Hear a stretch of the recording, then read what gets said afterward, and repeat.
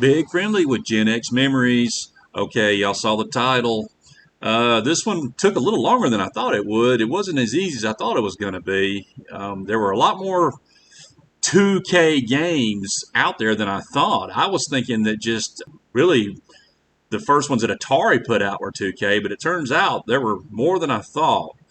So I'm sure I'm going to piss some people off when you see my picks, but hey, you know, everybody's going to have their own opinion on this. I mean, in 1 to 10, you probably wouldn't find two people who have the exact same thing.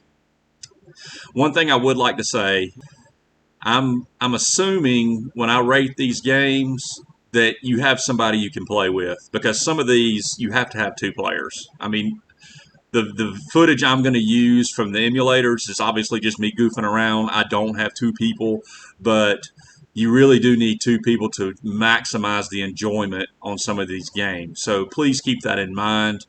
All right. I can't think of anything else. So let's get into this bad boy and see how these things rank.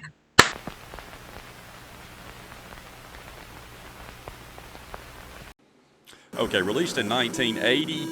It's a port of the arcade version that Atari also put out in 1976. Uses paddle controllers, different variations on this thing that do make it harder. B difficulty switch is on A. You won't hear the car horns before the cars come around the curves. That's a pretty basic game.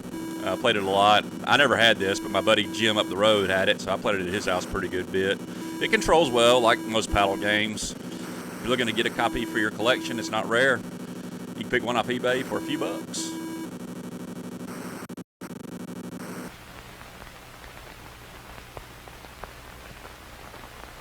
My older brother and I got our Atari for Christmas in 1981. We actually got a copy of this game. This is one of the games our parents got for us when they got us the Atari. You need two players. It's got each variation, and I believe has a one-person version, but it's the computer's brain dead. It just shoots randomly, like over and over. It doesn't ever aim or anything, so it's not really. It doesn't really count in my opinion. Each variation has a straight shoot and one where you can curve your shots. There are variations with obstacles at the bottom, like those blimps, where you don't get any points for them. They just get in the way. Some of them you can slide your cannon to the left and right, have ships instead of planes. You got a circus-themed one. Fun two-player game, but you got to have a second person around to play this. Like a lot of these early Atari games, like this one and Combat and several of the others, I think each game lasts 2 minutes and 16 seconds, if I remember correctly. And the score will start to blink at the top of the screen once the time is almost up. So it kind of gives you a sense of urgency whenever you're playing the game, if it's close toward the end, trying to get that last score. So, again, this is not rare. You can find this thing for really cheap on eBay if you want to pick a copy up. Fun two-player game.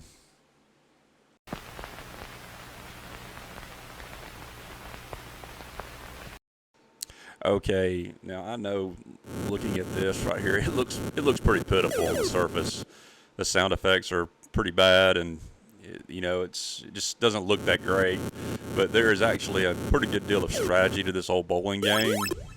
Again, you can play by yourself, but it's a lot more fun if you have a human opponent to play against. But there, like I say, there is a good bit of strategy to guiding the ball and trying to get a strike on each throw. Not a bad game, really. And it's easy to find if you want to pick up a copy to play.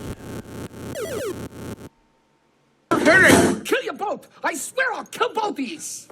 Ooh. Ow! I think your hook's a little off. You want me to clean her? Oh, yeah, sure thing. Oh, no!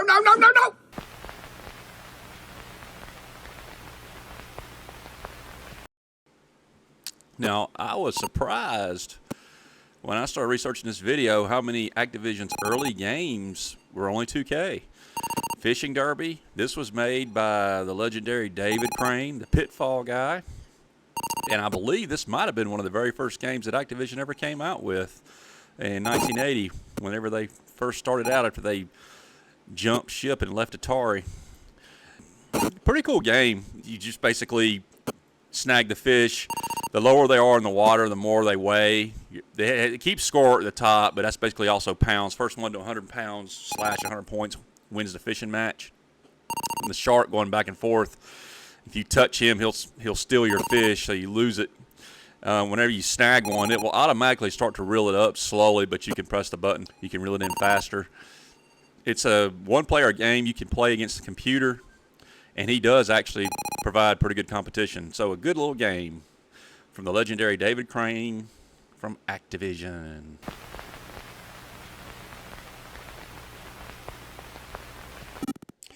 Another Activision game here, Stampede. Also was surprised about this one only being 2K. Graphics look pretty darn impressive for to be only 2K. It just goes to show what Activision put into their games. They did a great job. It's real simple. You let 3 head of cattle slip by you, then the game is over. Now all the cattle are moving, except for the black ones, which they're worth the most points. You can bump all the ones that are running and it'll kick them back up to the front of the screen. You know, and you can lasso them. The black ones you can't do that on.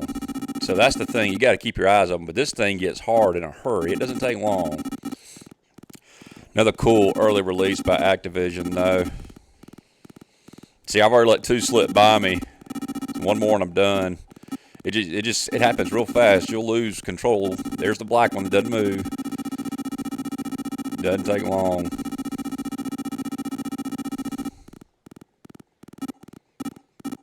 There he comes, the black one again. You see, they start to come on back, and it just gets to where it's hard to. That's it. Cool little game.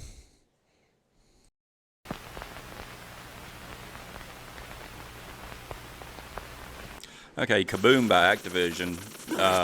This is another one that surprised me that it's only a 2K game. You got to admit the graphics are pretty impressive. I mean, I know it's simple and everything, but it still looks really good. And you could even argue that this might be the most popular game in this entire list. I'd go along with that. And it is a cool game. I never had it, but I had friends that did, so I played it a pretty good bit. It's very memorable, and I know a lot of people love this game.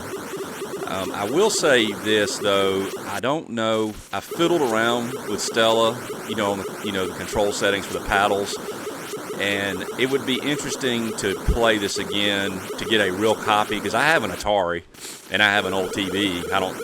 They're in the closet, but it would be cool to get a copy of this game and hook up the old Atari and just see how the paddles feel.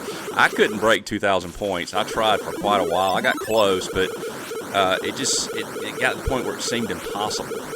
And I wonder if it's just because there might be a little delay with the paddles, running through the emulator versus how it would be on an actual Atari 2600 hooked up to an old television set. Tell me what you think on that. But this is a cool game, and it is one of my favorites. I really enjoyed it.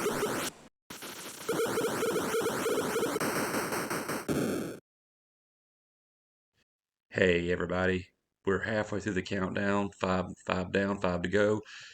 If you're still here and you've made it this far, man, do me a favor, please. Hit the like button. And if you're enjoying the video, please consider subscribing. You would not believe the amount of work it takes to edit one of these dang things. Anyway, if you're still here, I really appreciate it. Let's get on with the countdown. Thanks.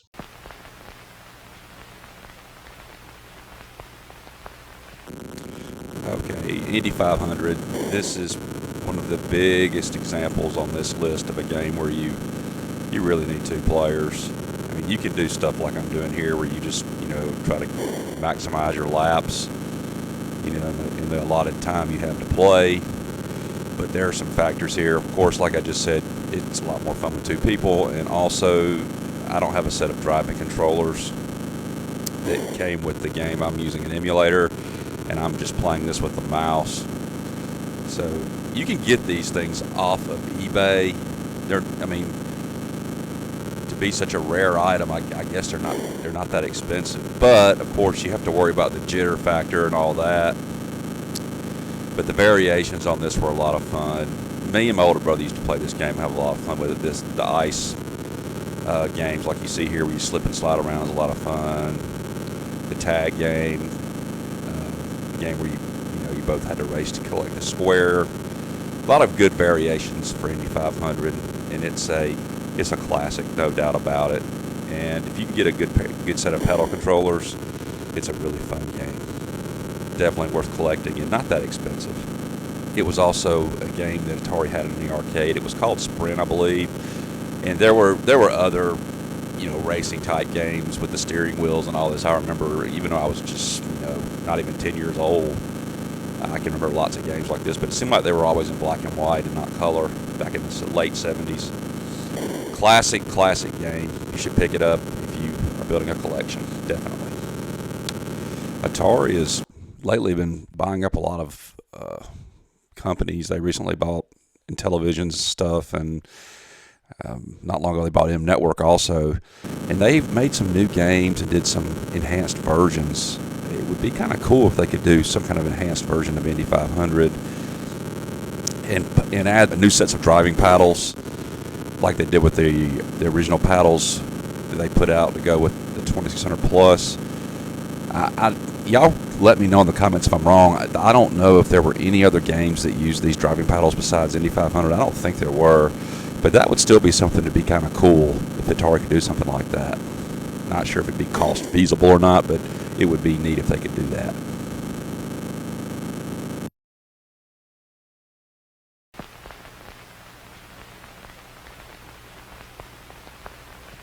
All right, I'm sure many of you were wondering when I was going to get around to this old rascal. The good old pack-in game for a long time for the Atari 2600. I remember actually seeing this. I mean, I had to be young, but they had this like at Sears or something as a dedicated game system. Kind of like they had the Pong systems years ago. That's all. They had variations of Pong. They had one that was just tank like this, and it may have had variations, but I remember it. Watching older people play it when I was a little kid at Sears or whatever. Of course, the Ricochet is my favorite, and I think most people agree. It's a lot of fun. Of course, you got to have two players on this. Y'all know that. Any of y'all that have been around as long as I have, you're a Gen Xer, remember the 70s and 80s. Just all the retailers. I mean, there were so many. And it actually was kind of fun just to go from store to store, just looking around, looking at the big, thick catalogs they had, like Service Merchandise had. But I remember they would often have an Atari 2600 like in a display or set up somehow. And it seemed like, the way I remember it was, it either had Combat, plugged in, or probably because Combat was a pack-in game, or Space Invaders. It seemed like it was one of those two games, Combat or Space Invaders was plugged in. The cartridge was plugged into the system and the display, so you could walk up and play it. Of course, I did that. I mean, there'd always be several kids and even some adults standing around watching. It was a lot of fun. All right, who can forget Invisible Tank? That was also really cool. Who didn't like that? Who didn't like machine guns on the biplanes? That was fun. Now, my older brother, he's 4 years older than me. He's a good man. He really is. He's come through for me and helped me out over the years. But, whenever you're growing up, you have you can fight and all that. It's just what siblings do. Now, we lived out in the country. We didn't have cable. So if it was a rainy day and we couldn't go to the community center to go swimming or whatever, we would maybe get into a game of Monopoly, checkers, even play chess, and he would usually win. He was older, but the occasional time when I would win, he would start cheating. Yeah, that's right. He would cheat. He would roll 10 on the dice, but then try to count out 9 squares or 10 or 11 squares on the Monopoly board, so he wouldn't he wouldn't land on one of my hotels. Shit kicker. Well, anyway, there was one thing that he would always try to beat me on, and nobody could win. He would always take the bomber in Combat against the 3 biplanes, and it was so sweet because I would always kick his ass every single time, and it was beautiful.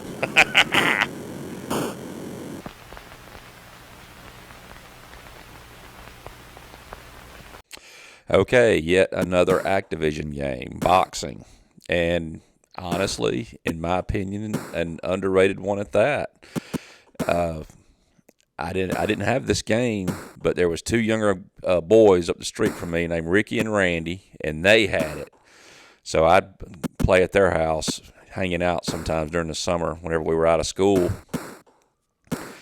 And, you have to give Activision some serious credit. Now, I mean, a lot of times, especially with these really old games, if you have a one-player option, the computer usually is just no good. He's terrible. But with these Activision games, the computer actually puts up a pretty darn good fight. And it's the same thing with this game. But I could see how this could cause, brothers to start beating each other up in real life just because they get frustrated and mad, they're playing this. But this was going to be my number one game on this list initially. When I started researching this thing, there were a few games on this list that I'd not really played. Now, there are a lot more that aren't in the top 10. I played a lot more of the games that I didn't think qualified. They sucked, or they were just way too simple, like that 3D tic-tac-toe, stuff like that. I mean, the brain games and flag capture, it's just nothing. To me, there's no play value there. I mean, it was at best, it was a novelty when it was released in the 70s. But this is a cool game, and I'm frankly surprised this is 2K. I really am.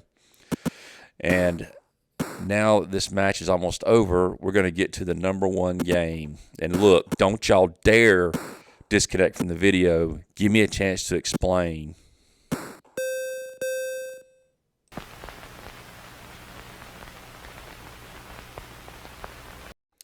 Okay, I'm not going to lie to you. When I started researching for this video, I had never played this game before. Never. Now, I remember seeing it in the little Atari catalog, the one that came with the games, had those, had the it looked bad, the cartoony looking drawings of the people. And to me, it just looked like a backwards version of Breakout. I just didn't see anything there that make it, it didn't get my attention. It just didn't draw me in. Well, like I said earlier in the video, I played lots of old games some that I'd never really played before.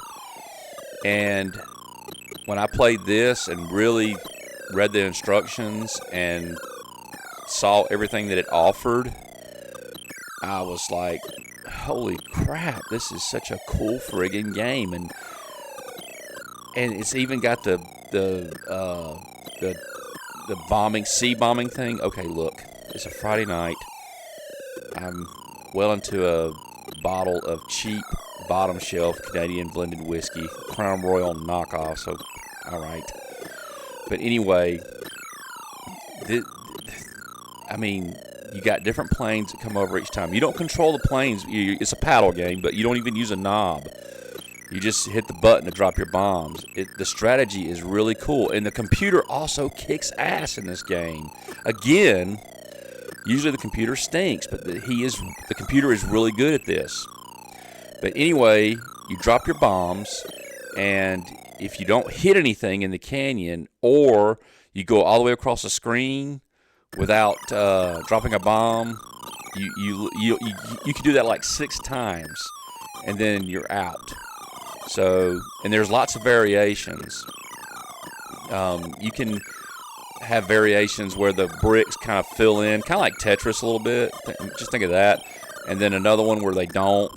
And the deeper your bomb goes, the more points you get. So, that alone is impressive for just a 2K game. And plus, you got different kinds of planes coming over. They vary in speed. You can't control the plane. It's not like air-sea battle where you can go fast or slow. You can. There is one cool thing. When you drop your bomb, if it's on the B, you can hit the button again to start your bomb over again. Kind of like in Gorf when you can, shoot again and your other missile disappears. Same thing, kind of. Pretty cool. But the thing that is cool in this game is the strategy. If you're playing against a human opponent, and you're winning, but you're out of chances because you either missed or you hadn't dropped enough bombs when you got the screen, and the other guy is still going, the other player's still going, and the other player's trying to hit those last few bricks at the bottom. The strategy is really, really cool in this game. And the thing is that this game comes with a whole nother game besides this. The game where you bomb the submarines. And again, the computer kicks ass, and it would also be fun to play with a human opponent.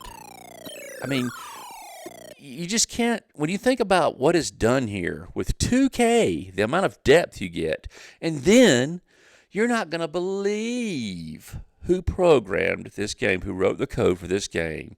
That's right. The man, the myth, the legend.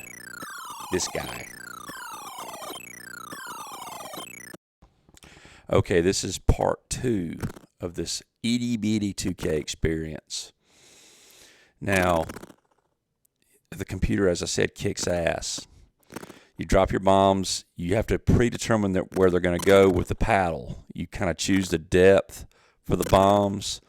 The deeper the ship or submarine or whatever you hit and sink, the more points you get. So, once again, the strategy is huge in this. You can't control the speed of the planes, but of course on this one, you do use the paddle knob to select your depth at which you drop your torpedoes or bombs, whatever they're called. Yeah, you see, there it is right there. But the computer is really good, and I mean, this would be so cool with 2 players. I mean, this would be a really fun game. I think it's the first one to 1,000 points, if I remember correctly. And the deeper vessels you hit, the more you get.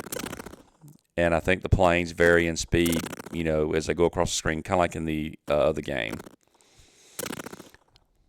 I just can't believe that Crane was able to do all this with the measly little 2K. I mean, it just shows again just how utterly just clueless the corporate goofballs at Atari were back in the early 80s when they let these guys leave.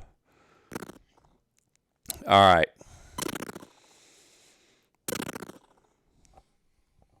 Whew. Oh, my. Man, if y'all made it to the end of this thing, I appreciate it, because, Lord, it took a long time to put this together. My last drink for the night. Going to lay down and sleep it off. If you enjoyed the video, please comment. Please like and subscribe. It takes forever for me to get through one of these because I'm the king of The editing process is brutal. Now, let me ask you a question. Do you like old arcade games from the late 70s, early 80s?